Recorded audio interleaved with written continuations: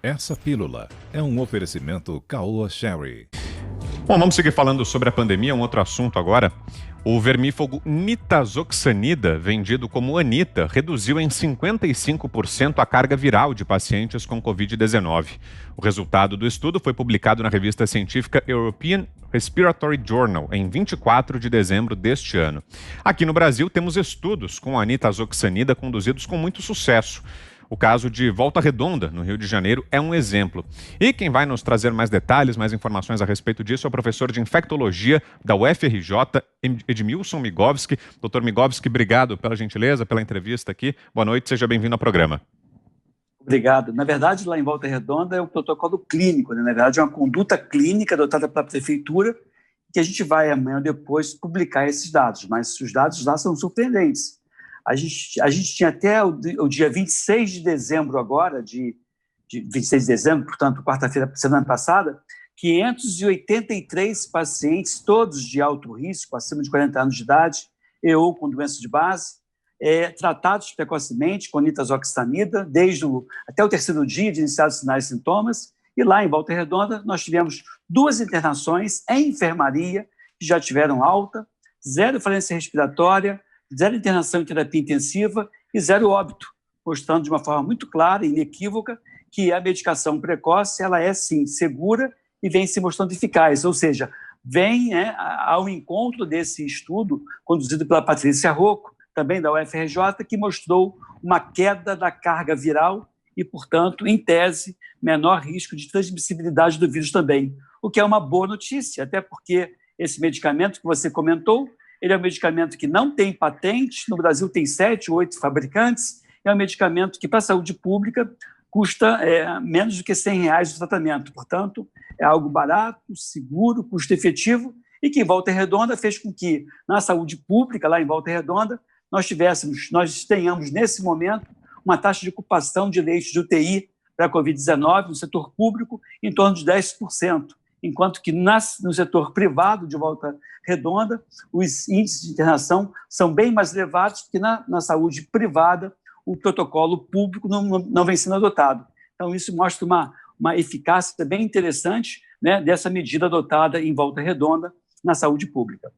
Augusto Nunes, sua pergunta, Augusto. Doutor, o que significa exatamente redução da carga viral? Quais são as consequências disso? Essa pergunta é muito boa, Augusto, porque uma das coisas que faz com que você tenha uma doença de maior gravidade é a quantidade do agente infeccioso. Por exemplo, eu seria capaz de, ao dar uma correada ou uma chinelada em você, matar você? Não. Mas se eu der 1 milhão de chineladas, 1 milhão de correadas, pode ser que eu agrida a ponto de fazer com que você morra. Quando você diminui a carga viral, você faz com que a quantidade de vírus seja menor e a consequência é menor gravidade da doença, e é sempre assim para a doença infecciosa, e por conta de você reduzir a gravidade, você reduz a terapia intensiva, reduz a tempestade inflamatória, você reduz as complicações, você reduz a morte e também faz com que essa pessoa, uma vez infectada, por ter uma carga viral menor, transmita também o vírus com menos eficiência, o que é bom para a pessoa que está tomando medicamento e bom para a comunidade, já que diminuindo a carga viral, em tese, haveria menor transmissibilidade do vírus. Doutor, quem lhe faz a próxima pergunta agora é o Guilherme Fiuza, direto do Rio de Janeiro. Fala, Fiuza. Doutor, como a comunidade científica, especialmente a classe médica em geral, tem recebido esse tratamento precoce, essa experiência com tratamento precoce baseado na Anita? Engraçado isso, né? Que continuam dizendo que não há evidência científica. Nós sabemos, eu tenho publicações dessa molécula desde do início de 2010, 2011, publicamos, inclusive, dados que mostram que essa molécula também tem uma ação antiviral para dengue, para febre amarela. Tem outras publicações que mostram que ela também atua contra o vírus influenza e vários outros vírus. Mas, a despeito de você ter tantas evidências clínicas, como a gente está tendo em Volta Redonda, e evidências hoje com o trabalho da Patrícia Rocco e também evidências de laboratório, algumas pessoas céticas continuam dizendo que não funciona, que não tem evidência, querendo o tal da evidência 1A. Lembra que a evidência 1A é aquela, a gente chama da medicina baseada em evidência, é o melhor nível de evidência. Só que a prática médica da gente, né, ela tem um grau de evidência 1A em menos do que 10% a 15% das nossas condutas. Então, hoje se exige do nitazoxanida um grau de evidência, por exemplo, que não se exigiu do oseltamivir, que é o Tamiflu, para a gripe.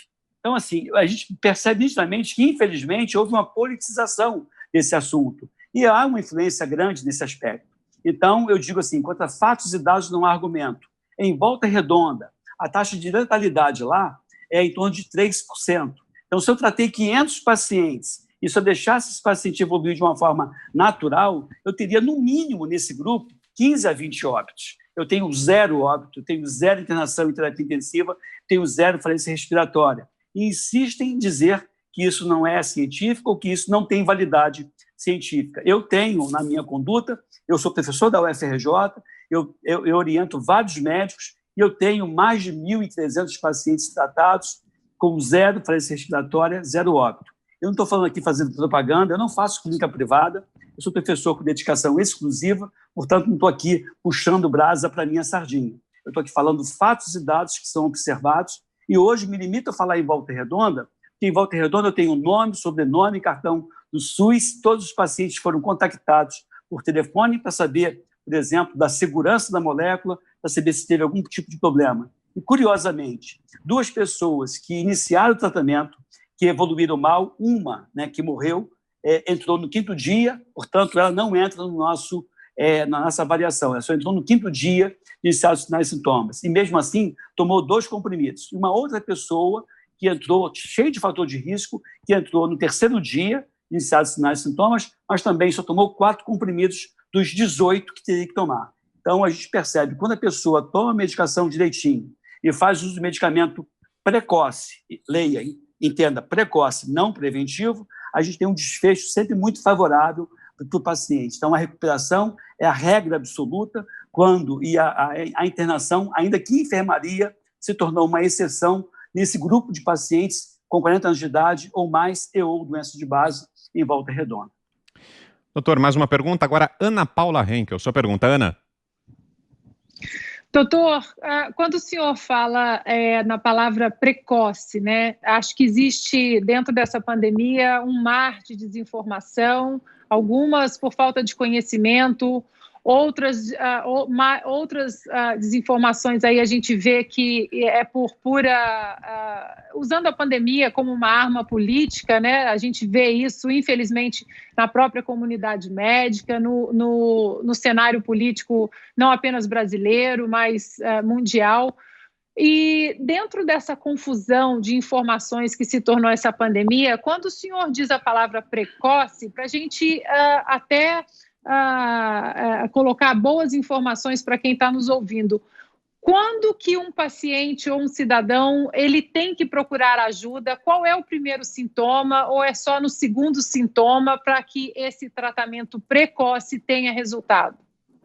Legal essa pergunta, né? Porque eu estou trabalhando em cima do contingenciamento da Covid-19 em 3 pilares. O primeiro pilar é esse que todo mundo fala e repete, que é o caso da máscara, do distanciamento, do álcool 70, que não se mostrou eficiente no contingenciamento da disseminação desse vírus. Então, mas é um pilar que deve ser observado.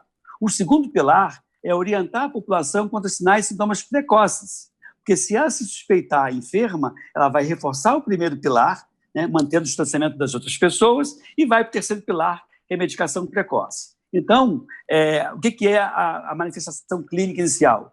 Você vai ter, geralmente, dor no corpo, dor de cabeça, dor de garganta, sensação de febre, sem febre, às vezes febre, sinais e sintomas respiratórios, às vezes você pode ter dor nos olhos, dor nas extremidades, dor no quadril, dor abdominal. Então, é uma gama enorme de sinais e sintomas. Se você sempre tem dor nas costas, você não vai valorizar a dor nas costas. Mas se além da dor nas costas, você começou a ter dor de garganta, dor nos olhos, se sentir meio tonto...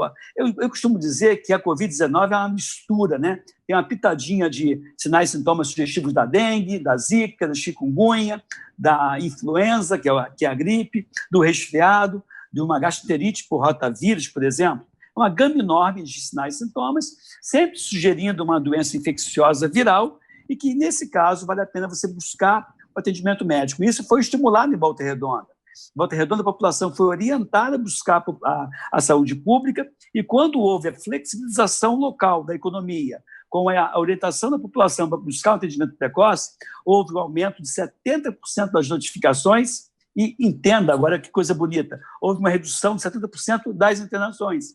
Ou seja, o aumento dos casos não teve uma correspondência com o aumento das internações. E qual foi a diferença? A intervenção precoce. Não intervir precocemente, no meu entendimento, no entendimento de vários pesquisadores, dentre eles a própria Patrícia Rocco, é hoje um erro que está sendo cometido. Eu não tenho aqui a autorização para falar por ela, mas o trabalho que ela assina, junto com os professores, como o professor Lapa, também da UFRJ, direciona o nosso raciocínio para dizer, olha, existe sim uma possibilidade de tratar precocemente. E a diferença que teve de Volta Redonda para essa pesquisa que foi publicada recentemente, que se comentou na abertura dessa matéria, a grande diferença é que em Volta Redonda nós iniciamos o tratamento até o 5º dia. No trabalho que a Patrícia Rocco fez, vai até o 5º dia. E aí eu ressalto, quanto mais precoce, quanto mais próximo do primeiro dia, melhores serão os resultados. Esse medicamento diminui a replicação viral. Ou eu inibo a replicação viral bem no início, ou eu vou usar um colete à prova de bala para quem já tomou todos os tiros. E aí não vai funcionar. E as pesquisas que disseram inicialmente que essa molécula não funcionava, por maldade, por desconhecimento, por má-fé ou por outro motivo qualquer, eu prefiro não opinar, eles envolveram pacientes que já estavam na fase mais avançada da doença. Não adianta fazer antiviral em doença viral aguda depois de 4, 5 dias. Isso se aplica à catapora, isso se aplica à gripe, isso se aplica à Covid-19. Se é uma virose crônica, uma virose mais arrastada, como é o caso da hepatite B, da hepatite C, do HIV, tudo bem, eu posso usar a medicação hoje, ou daqui uma semana, 2 semanas, pouco ou nenhuma diferença vai fazer. Mas para as infecções virais agudas, ou eu inicio de imediato, eu vou comer mosca e meu paciente vai evoluir mal. Doutor, vamos a uma última pergunta, então? Temos pouco tempo aqui antes de encerrarmos. Rapidamente, José Maria Trindade, sua pergunta, Zé. Eu acho muito coerente o ataque aí ao vírus através da redução de carga viral, ela é coerente e é usado, inclusive o senhor citou aí no caso do HIV, né? Eu fico impressionado, doutor, porque não se aposta tanto, não se faz pesquisas com remédios, e sim com medicamentos, né? Melhor colocando, do que só apostar em vacina. A Rússia tem um remédio e um medicamento que pode, inclusive também ao lado da Anitta, reduzir os casos de internação. Eu queria saber do senhor o porquê disso, porque os laboratórios, a gente não vê falar em pesquisas rápidas aí de medicamentos, como está essa aceleração pela vacina? Pois é, no caso desse medicamento em particular, que é um medicamento que não tem patente, cujo tratamento completo custa R$100 para as pessoas, e no Brasil tem uma meia dúzia de laboratórios que acaba produzindo, acaba sendo pouco atrativo, né? Então, as pessoas querem uma molécula inovadora que tenha patente, que o tratamento saia por $1.400, ou que vai fazer um anticorpo monoclonal que custa R$2.000, quando, na verdade, a solução de verdade, assim, tenho muita convicção do que eu estou falando, convicção clínica, de pesquisa clínica, né, que foi conduzida pela Patrícia Rocco e por outros pesquisadores, e pela minha observação. A não medicação precoce, usando essa molécula que se mostra segura e eficaz, para mim é um erro médico que as pessoas vêm cometendo, que os médicos vêm cometendo, né? Porque ainda que seja alguma coisa off-label, que não tem uma evidência 1A, se o médico for tomar por base só as orientações de evidência 1A, a gente vai parar, vai dar uma parada de prescrever, porque são poucas as evidências assim. Então, eu acho que o que foi feito com essa molécula, com nitazoxanida, que é a minha linha de pesquisa, ou com outras moléculas, como hidroxicloroquina ou a ivermectina, foi porque são moléculas muito baratas e que não se tornou um atrativo das grandes empresas que têm interesse muito mais frequentemente no lucro do que na promoção de saúde. Eu acho que essa molécula ela é segura, ela é eficaz e tem várias evidências mostrando que ela não só atua como antiviral para o vírus que causa a Covid-19, mas outras viroses que podem se confundir. Essa é a vantagem. Quando a gente vê lá em Volta Redonda que olha para o paciente e diz, olha, esse quadro é uma virose sugestiva da Covid, e eu errei, não é a Covid, é uma outra virose, a medicação também atua como antiviral contra vários outros vírus respiratórios. Ou seja, se eu acertei que é virose, eu vou acertar o tratamento. Muito bem, nós ouvimos aqui o professor Dr. Edmilson Migovski, da UFRJ, Universidade Federal do Rio de Janeiro. Obrigado pela entrevista, professor. Boa noite, ótima semana, desde já. Feliz ano novo. Obrigado mesmo. Vocês também, obrigado.